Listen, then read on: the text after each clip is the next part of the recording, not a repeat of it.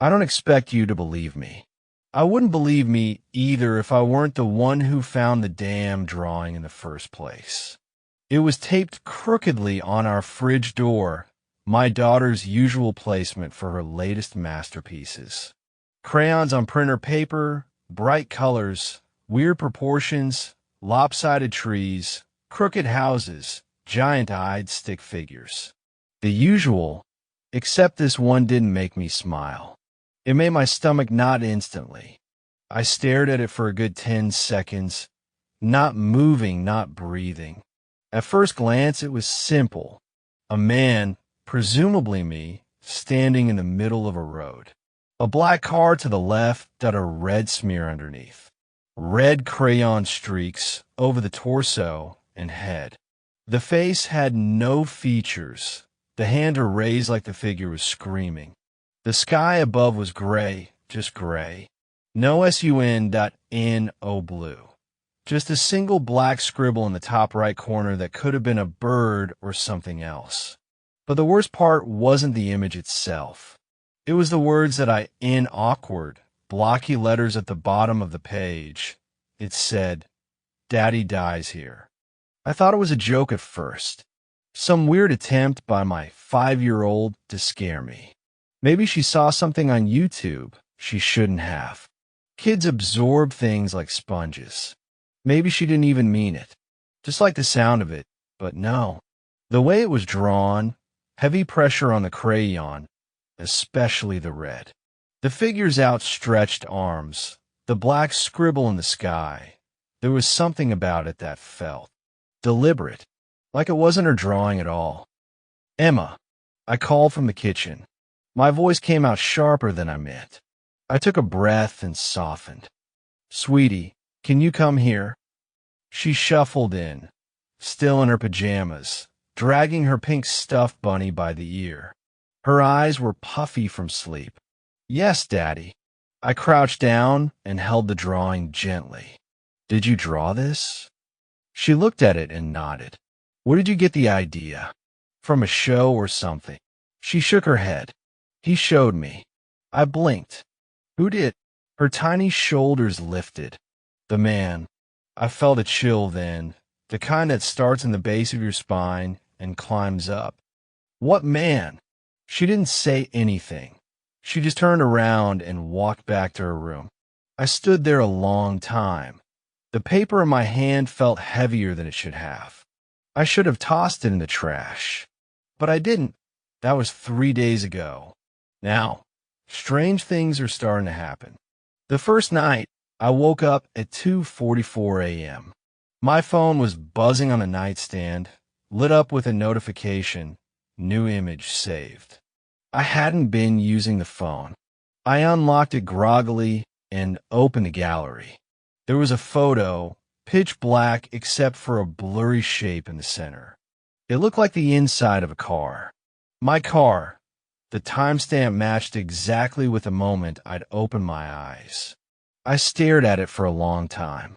The shape on the passenger seat, it almost looked like a figure slouched forward. But it was so grainy, I convinced myself I was just tired.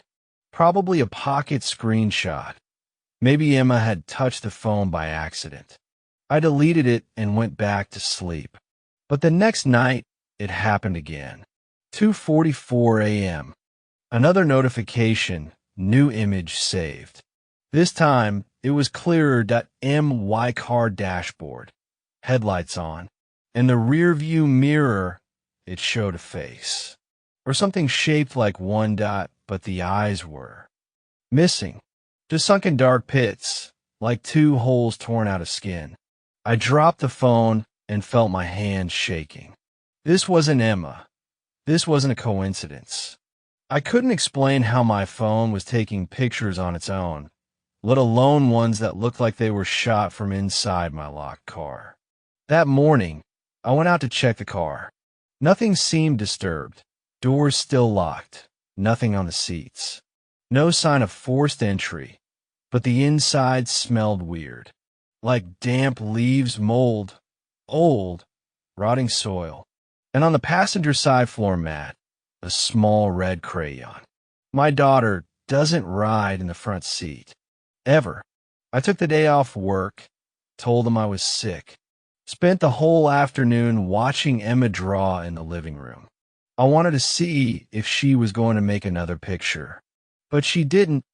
She didn't touch the crayons at all.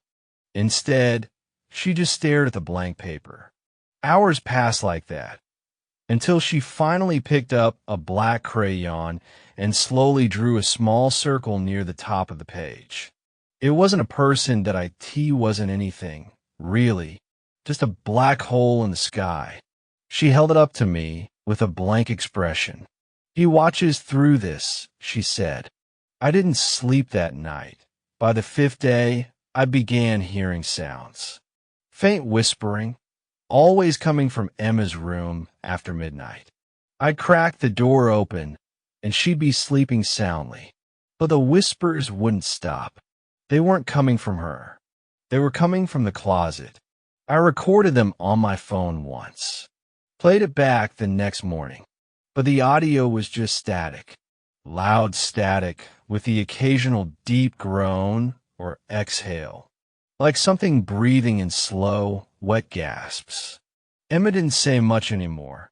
She barely spoke, barely ate. Just stared. On the 6th day, she brought me another drawing. This one had 2 figures. Point one was tall and black, with no eyes and a stretched mouth. The other was me. Again, but this time I was inside a box. A box drawn in thick red strokes, like blood. Emma pointed to the tall figure. "He said the box is waiting." I took her to a child psychologist. We sat in a bright room with cheerful posters and puzzles. Emma was quiet, playing with a wooden toy. I explained everything: the drawings, the sleep talking, the nightmares. The doctor smiled gently and nodded.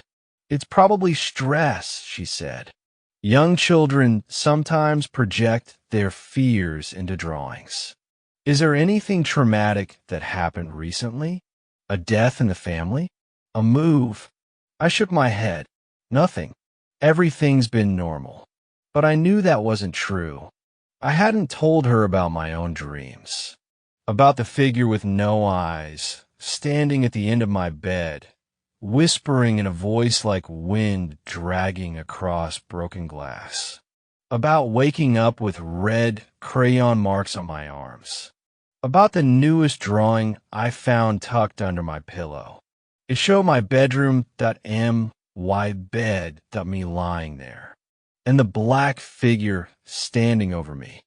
Its arms were stretched out, almost touching my face, and scrawled across the top, in thick black letters, "One more night." I've started locking my bedroom door at night. It's a ridiculous thing to do in your own home, especially when you're only trying to keep out drawings. But it doesn't help, not when the drawings move. This morning I woke up to a scratching sound, soft, rhythmic like nails or crayon on wood. It was still dark that I sat up, heart thudding, eyes adjusting. The noise was coming from under the door. I thought it was Emma at first. Maybe she had another nightmare. But when I called her name, the scratching stopped. Silence stretched on, then a soft shuffling sound. Paper slipping under the door. I didn't move right away. I just sat there, staring at the small rectangle now, half sitting on my floor like a damn invitation. Eventually I got up and turned on the light. I picked up the paper. It wasn't just a drawing.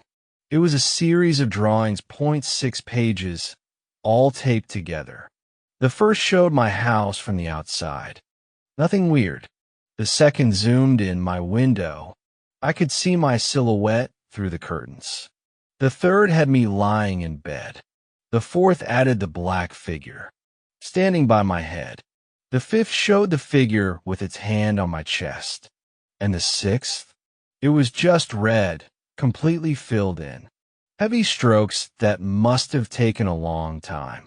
A silhouette barely visible in the center, mine. Lying still, surrounded by dark lines like vines or tentacles curling in.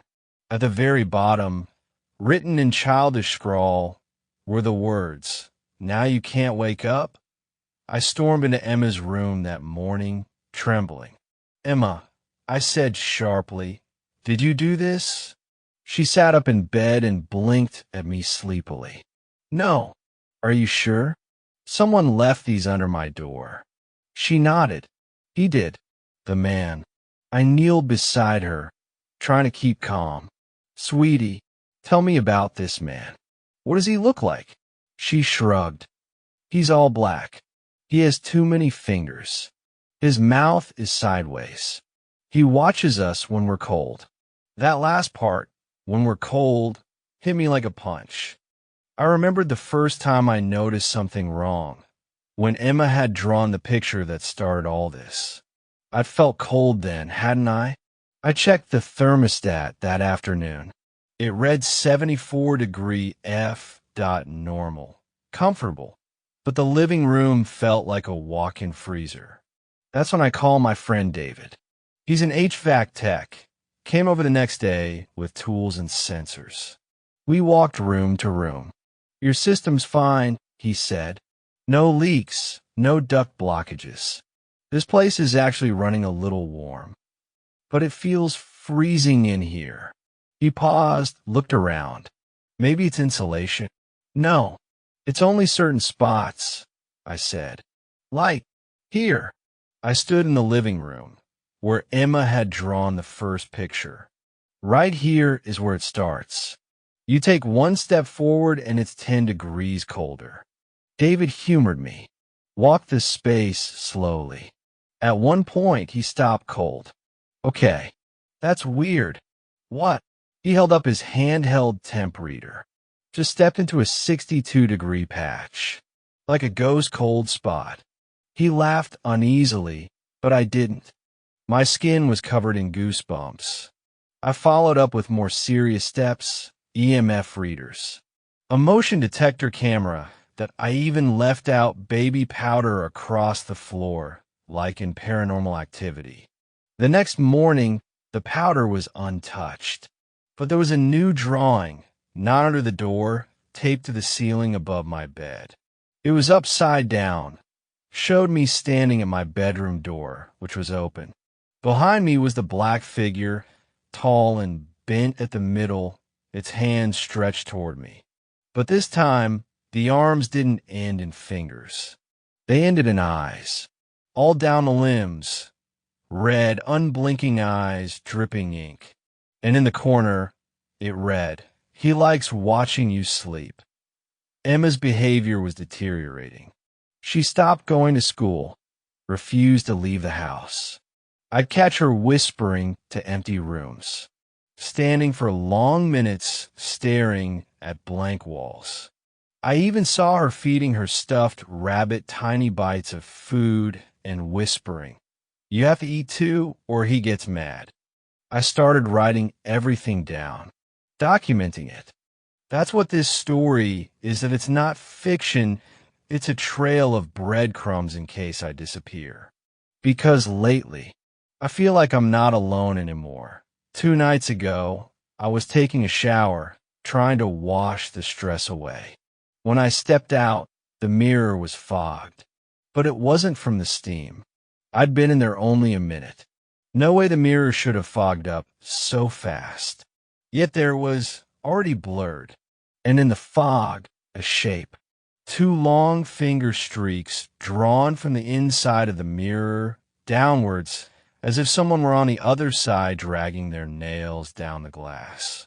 I stumbled back, heart hammering, and behind me, on the floor, was another drawing, wet and wrinkled. It was of the bathroom that a figure crouched behind a shower curtain. Arms long, fingers splayed. The figure wasn't watching me. It was watching the mirror. The police didn't help out, of course they didn't. I showed them the drawings, the photos from my phone. They gave me a card for a therapist and gently asked if I'd had any episodes recently. I wanted to scream at them. I'm not crazy that I wish I were. Because Emma doesn't sleep anymore. And neither do I. Every morning there's a new drawing. And now they're not just of me. One was of our neighbor's house. The family of 3 who lived there were drawn without faces. Emma told me calmly. He erased them. The next day, the family left without a word. Their house has been empty ever since. And tonight is different. Emma handed me a new drawing. It shows me sitting in a chair, typing on a laptop. That part's accurate. I'm doing that right now. Behind me is the black figure again, except now its face is visible. It looks like mine, but stretched and twisted and hollowed out. Its mouth is open, like it's screaming. And across the bottom of the page, in Emma's handwriting, if you finish writing, he gets iron. If you're reading this, I need you to do something first. Look over your shoulder. I'm serious. Because if what Emma drew last night is accurate, and it always is, then someone is standing behind you right now. I'm not trying to scare you for fun. This isn't a ghost story, that it's a warning, that a trail. And if I disappear, you'll know how it started. I didn't sleep last night, that I couldn't. Emma's drawing, the one where I'm typing with the figure behind me, felt immediate. Like I wasn't just reading the future. I was inside it. So I did something I hadn't done yet. I burned the drawing, took it outside, lit a match, and watched the flames curl around the edges until the paper crumbled into ash. It didn't help. That night, Emma had a nosebleed. Her 5th one this week. She didn't even flinch, just sat there at the kitchen table, staring at the wall as blood streamed down her upper lip, soaking into her pajama collar. I rushed to her side. Emma, are you okay? She blinked slowly, like waking from trance. Then she looked up at me and whispered, "He doesn't like fire." I started doing research, late nights, hours deep into old forums and buried message boards. I wasn't looking for ghosts or demons. I was looking for patterns. Other people like us. People whose children draw death. And I found them. Not many, but enough.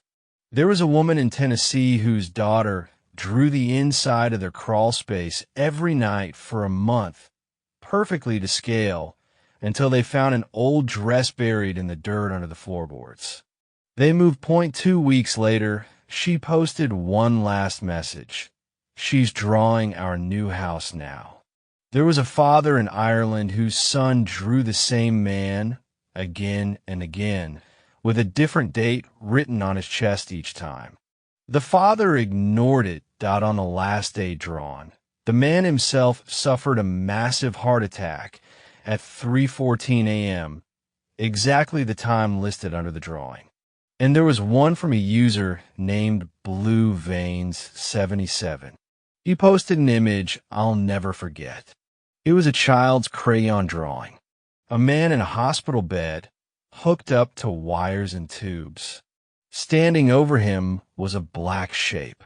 Arms like tree roots, point one long finger pressed gently against the man's forehead. The caption read, "My son drew this 3 hours before my dad flatlined." He said, "It's how the man stops the thinking part."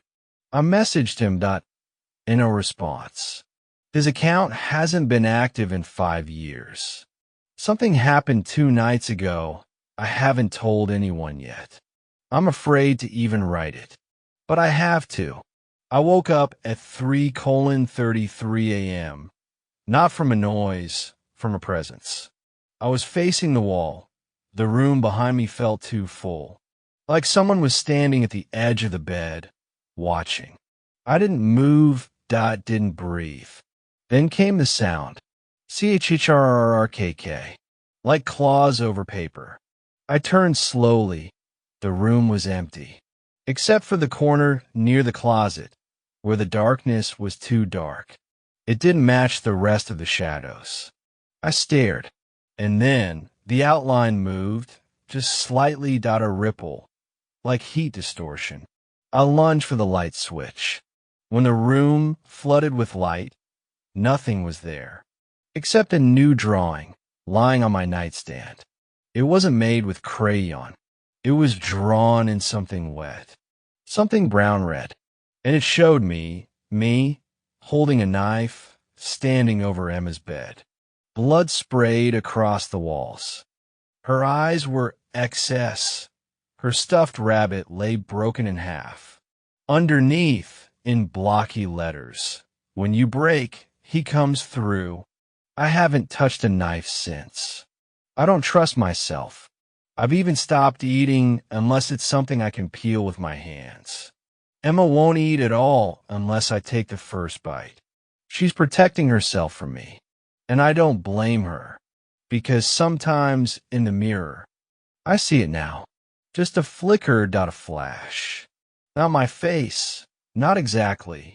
A version of it, sunken wrong, like something else is trying on. I called my sister to take Emma for a few days. I told her we needed a break, that we both needed rest. But the moment she stepped into the house, she froze. "Why is it so cold in here?" she asked, rubbing her arms. I hadn't noticed that I don't think I can anymore. The temperature doesn't register for me.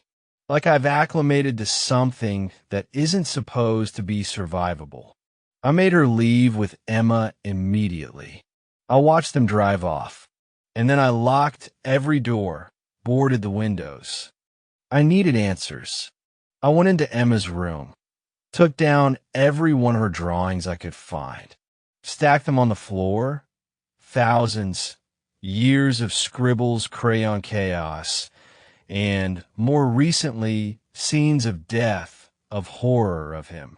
I looked for patterns, dates, maps, anything. And I found something, a symbol. It's small, hidden in the corners. Sometimes it's just a swirl. Sometimes it's a dot with tiny legs around it. But it's there, always. 6 lines, radiating from a center. I compared it to the symbol in the Tennessee crawl space photo. It was the same. And in the Ireland story, the father had mentioned a shape carved into the baseboard where his son always sat to draw. 6 lines, always 6. And then it hit me. The eyes. In every image where the figure was close enough to see, it had 6 visible eyes. Always watching, always behind. And tonight, something new happened. There was no drawing. There was only my reflection that I in the hallway mirror. It blinked. Before I did. I think the house is different now. Not just haunted, transformed. Like it's responding to him, or maybe reflecting him. I'm not even sure what qualifies as him anymore. Is he a presence? A memory? Something older? Worse? The air has that strange, charged heaviness, like before a thunderstorm, except it's not coming from outside. It's inside the walls, and last night they moved again. The drywall swelled outward like a breath being held, and the wooden slats behind it creaked, not with strain, with intention. Like it was waiting for me to speak. Emma's gone, with my sister that I begged her not to bring her back. And she hasn't, for now. And it's only now, with Emma gone, that I've realized something else about her drawings. It wasn't just that she was drawing the future. She was feeding it. I stayed up last night in her room, sat in the middle of the floor, surrounded by the stacked and scattered pictures. Her bed still smells like baby shampoo. There's a faint ring on the carpet where she used to sit cross-legged and draw, the spot that never quite undents. At around 2:40 a.m., the ceiling fan started spinning on its own. The cord was pulled 3 times. Whip, whip, whip, and then from behind me, just over my shoulder, a sound. You stopped her. A whisper, wet and too close. I didn't look that I couldn't. I turned on my phone flashlight and held it against the floor, and the carpet began to pulse. subtly but clearly, breathing. I reached down and touched it. Warm. I pulled up the carpet. The floorboards beneath were soaked through, but not with water, something thicker. The boards gave a low, mewling groan when I touched them. I want to get tools, crowbar, gloves, a flashlight. I came back, and the boards were dry. Perfect, polished, like nothing had ever happened. But taped to the ceiling above, where I'd knelt, was a drawing. Not Emma's. The lines were frantic, sharp. The style wasn't childlike. It was almost anatomical. It showed the house, split in half, and underneath it, beneath the floorboards, was something hollowed. A cavity, a shape curled inside, like a fetus but stretched longer. Bonier, and in the corner, scribbled in graphite, "Stop digging or she'll bleed." I haven't told anyone, because I think he listens through the wires. The plugs, the sockets. He hissed at me once through one, when I was in the bathroom and sat too long staring at my reflection in the chrome handle of the drawer. A voice came through the GFCI outlet. "You'll look like her when it's done." I yanked the plug out of the wall and smashed the mirror. My reflection kept smiling for half a second longer. The more I fight it, the stronger the messages get. Like it's punishing me for slowing it down, for interrupting Emma. Because that's what I did, isn't it? By removing her drawings, by sending her away, I interrupted a process. And now it's unfinished, which means it's trying to finish through me. The mailman left something strange yesterday. A package, in a return address. Inside was a notebook, leather-bound. Old, smelled like cedar and mildew. The first page was blank. The second page read, "The shape wants form. You are the form." The rest of the pages? Empty, until I touched one. When my fingers brushed the third page, it filled. A pencil drawing appeared, a bedroom I didn't recognize. Floral wallpaper, a child-sized bed. An open closet door with teeth etched into the wood.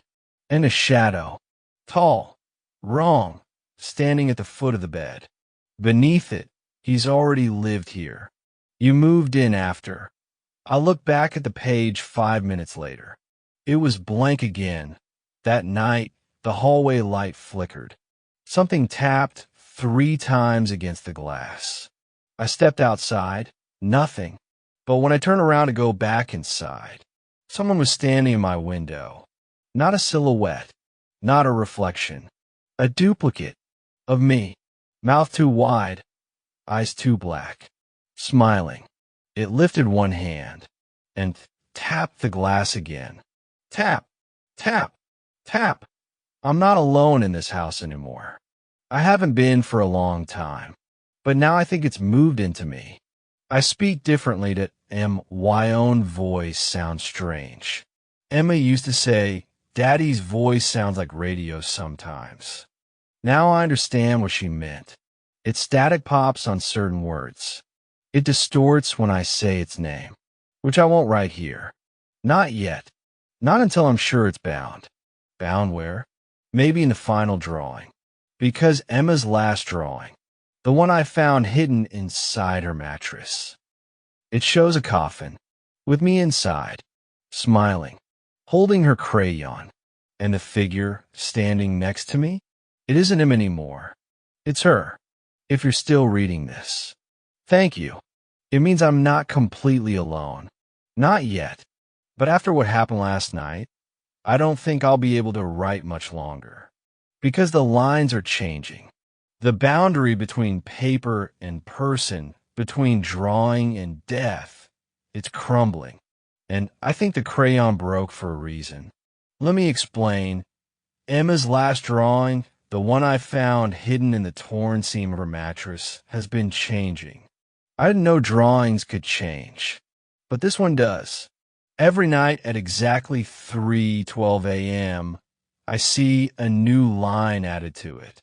Not by my hand, not by anyone's I can see, but it's there.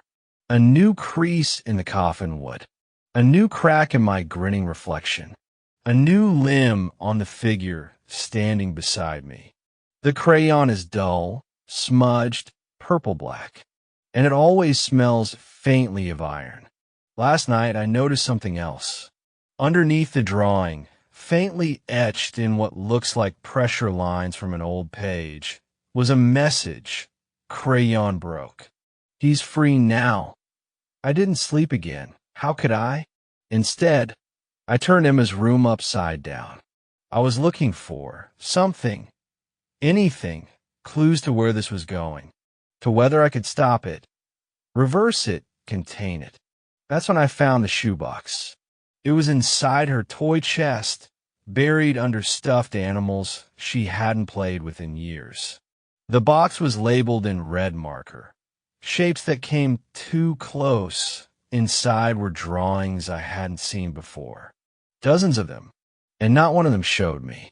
They showed other people, neighbors, teachers that a girl who used to walk her home from school. People we knew once. Each image followed a pattern. First, the figure looks normal. Next page, a faint dark outline in the corner.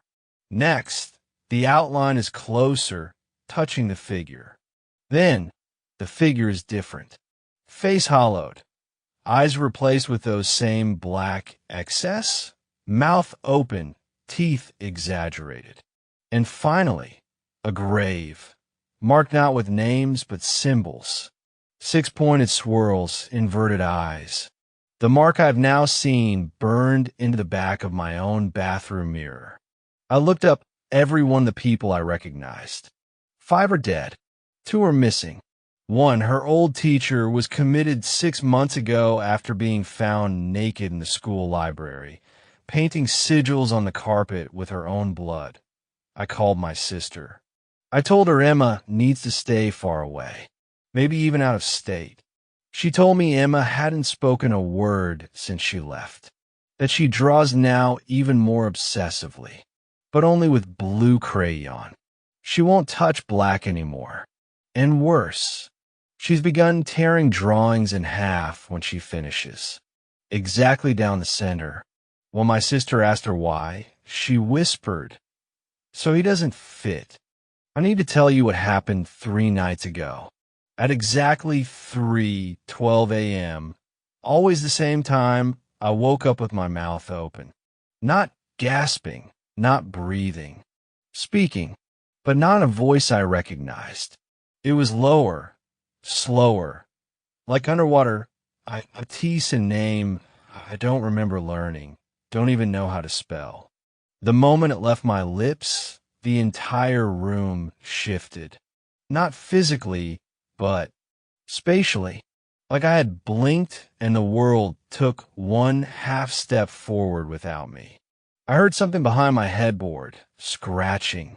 I got up, hands shaking, pulled the bed away from the wall.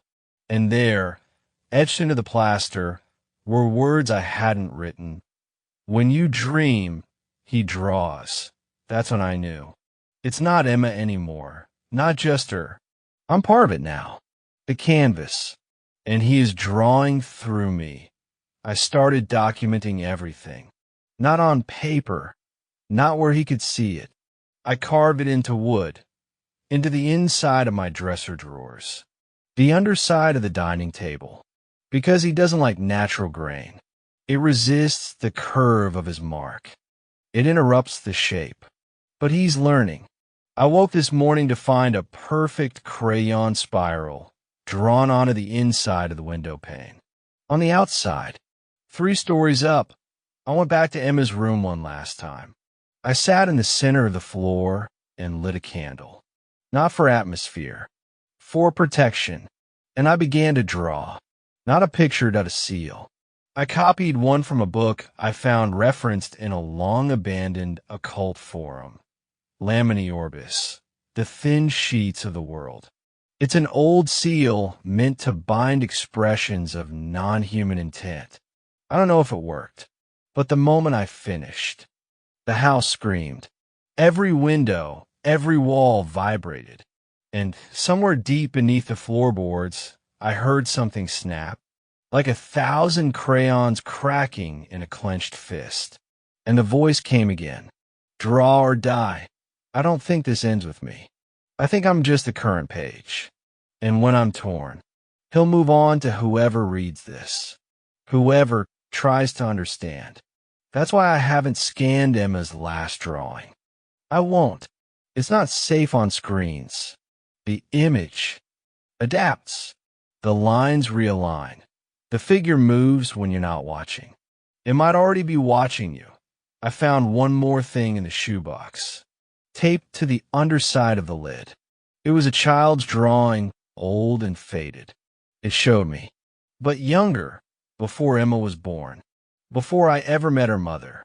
In the background, a crib, empty, but drawn in, before I ever had a child. Beneath there was a note. I'm writing it word for word. If you see this and still live, you're inside the story. Don't let the crayon finish. Don't let it find the shape. And if you hear scratching under the bed, never look down. I hadn't slept in 3 days. My walls felt closer, like the apartment was shrinking around me with every passing hour. The child's drawing, the one that had shown me falling from the balcony, splattered in red crayon that looked too much like real blood, was gone. I hadn't thrown it away, that I'd sealed in a Ziploc bag, locked it in the drawer under my kitchen sink, and left it there. But 2 nights ago I found it again. It had returned, taped to my bedroom wall, above my head as I slept. The tape left no residue. The Ziploc was gone.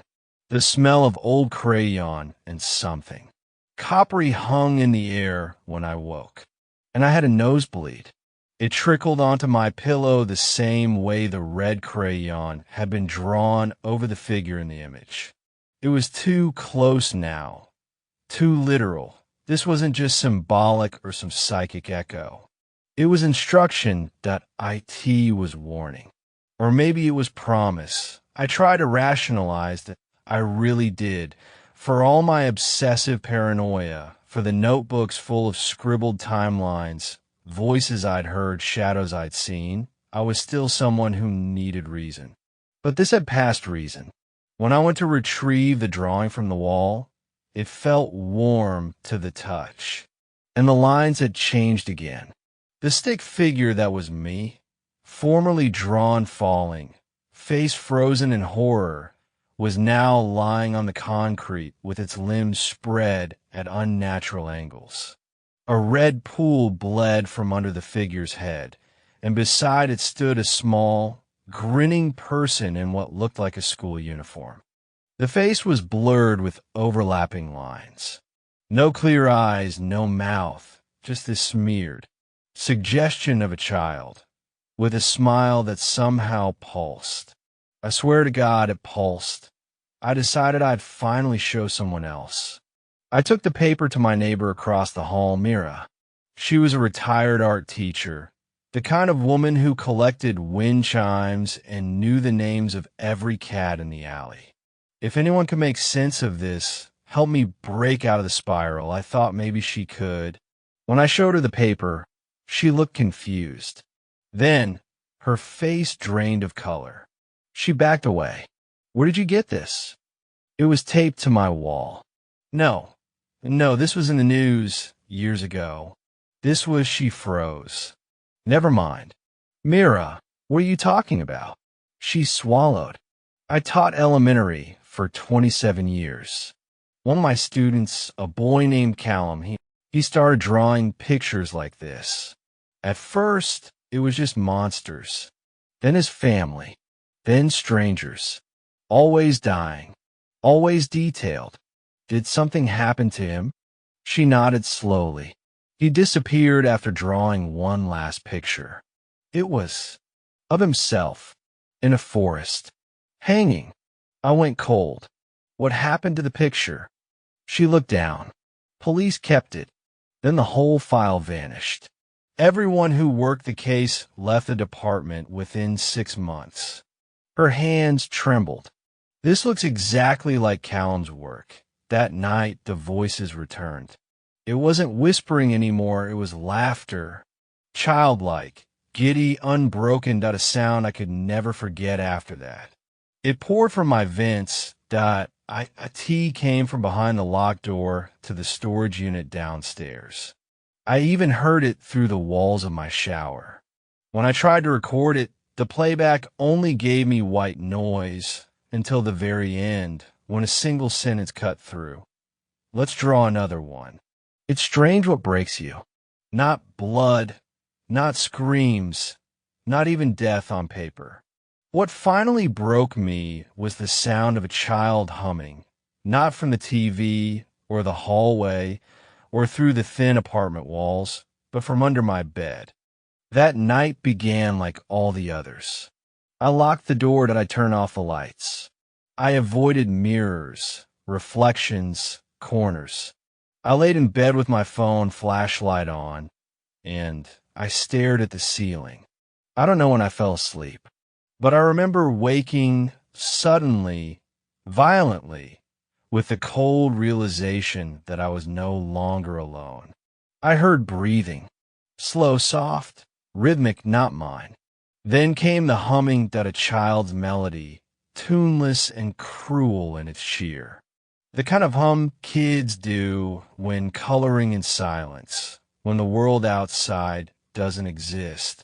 I couldn't move, I was frozen, eyes focused on the edge of the mattress, half expecting a hand to reach up and pull me down into the darkness. But nothing happened. I don't know how long it went on. The humming eventually stopped. The breathing did not. That's when I noticed the crayon marks on my wall again. Fresh, red, black, and a new color, blue. The figure in the drawing wasn't me anymore. It was Mira. I ran across the hall. I banged on her door. I screamed her name. No answer. Eventually, I picked the lock with a spare key she'd once given me just in case. I wish I hadn't. Her apartment was cold, unnaturally so, like walking into a freezer. I found her in the kitchen. Or rather, I found what was left. Her head was turned completely around. Her mouth was open wide in a silent scream. Her hands were shredded, fingernails torn as if she'd tried clawing at something that wasn't there. On her refrigerator, a drawing was taped with a magnet. Stick figure Mira, lying on the floor.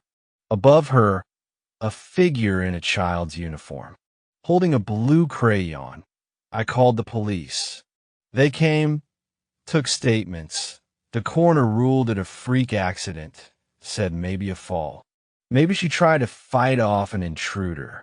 Nothing stolen, no signs of forced entry. And the drawing? Gone. When I asked about it, the officer said there was no drawing on the fridge. I knew better. They don't see them unless they're meant to. In the days that followed, I barely slept. I burned the original drawing, the one of my death. The fire turned it black instantly. It curled like dry leaves, but afterward, every night, a new version appeared. Always different, always worse. The figure in the drawing had begun smiling, as if accepting what was to come. It was me, but not me. I tried hotels, no difference that I tried driving out of town. But the drawings followed, appearing in my car, at gas stations, once in the bathroom of a diner 120 miles away. I opened the door, and taped to the mirror was the latest one. Me, in bed, blood pouring from my eyes. The night it finally happened, I think I was already gone. My mind, at least, that I was exhausted, hopeless, hollow, and in that emptiness, something crawled in, something that felt like a child but moved like a spider. It didn't come from under the bed this time. It came from the closet. The door opened on its own, and it stepped out, only not stepped, glided AS if it were still part of the shadow. It looked like a child at first. Small frame, school uniform, crayon in hand. But the face. God, the face. It wasn't drawn. That IT wasn't even human. It was unfinished, like someone had started sketching it and gave up halfway through. Lines that didn't connect, eyes that never fully formed, and a mouth that was nothing more than a jagged red smear. It floated to the foot of my bed and whispered, "Your drawing's ready." I tried to scream. Couldn't. It reached out with one long, shaking hand and pressed something to my chest. A paper, warm. When I looked at it, I saw it clearly. Me, right now, sitting up in bed, staring at the creature. But in the drawing behind me was another figure. An adult. No face. Just a long coat, a hat, and something like a knife in his hand. I turned to look. Nothing. I looked back at the paper. Now I was on the floor, my throat was open. The faceless figure stood over me. The child had drawn motion lines, as if the blade had just been used. I dropped the paper. I ran. I don't know how I survived that night. I woke in my car, miles from the apartment. There was blood on my shirt. Not mine. In the passenger seat was a drawing. A blank one. Just a single red crayon lying next to it. Waiting. I haven't returned to that apartment. I live in motels now. Cheap ones. Ones that don't ask questions. But it doesn't matter. The drawings still find me. I find them taped to bathroom stalls. Left on my pillow. Once folded neatly inside a wallet I don't own. Each time, the image is a little closer to the present moment. The child in the uniform is always smiling. And the last drawing I received, it wasn't me anymore. It was you, sitting at a desk, reading something, a red crayon in your hand. The title at the top, Child's Drawing Depicting Your Death.